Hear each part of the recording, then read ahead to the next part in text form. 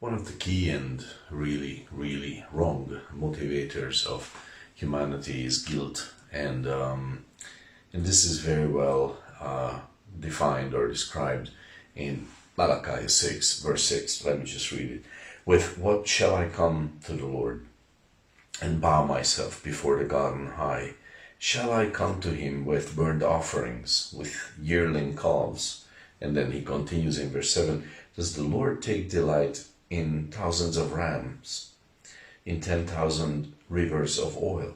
Shall I present my firstborn for my rebellious acts, the fruit of my body for the sin of my soul?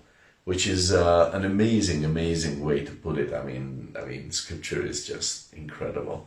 Okay, so I have sinned in my soul. Will I then sacrifice the fruit of my body? I mean, like, what will I bring? Anything material is just not the right kind of sacrifice. And this is Malachi. This is the Old Testament. This is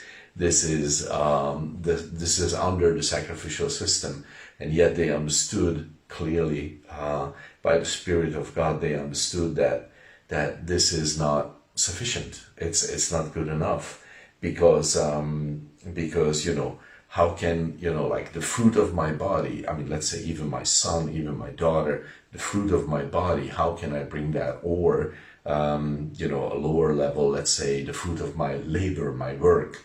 What I have done in my body, that fruit I bring, and how will it atone for the sin of my soul, which is a different level from my body? And that's the point that he's making here. He is saying it's a different level. The fruit of my body, it just doesn't apply. Nothing on that level applies. And then the fruit of my soul. Well, there is a problem. I'm a sinner, so that would be contaminated. I have sinned in my soul.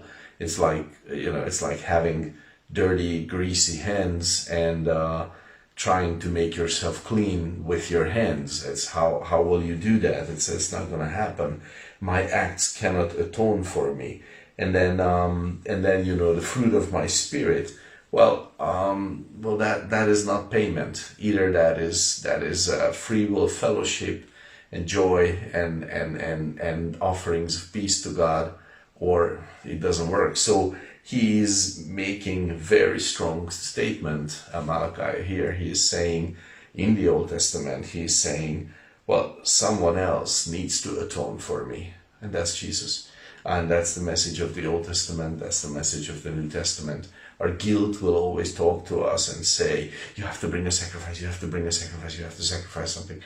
And then God is saying, wait, like in the word here, he's saying, nothing works on this level, and this is not meant as payment anyway, so it doesn't work either. So you have nothing to give that way. So just trust the one who has atoned for you. God bless you with that thought.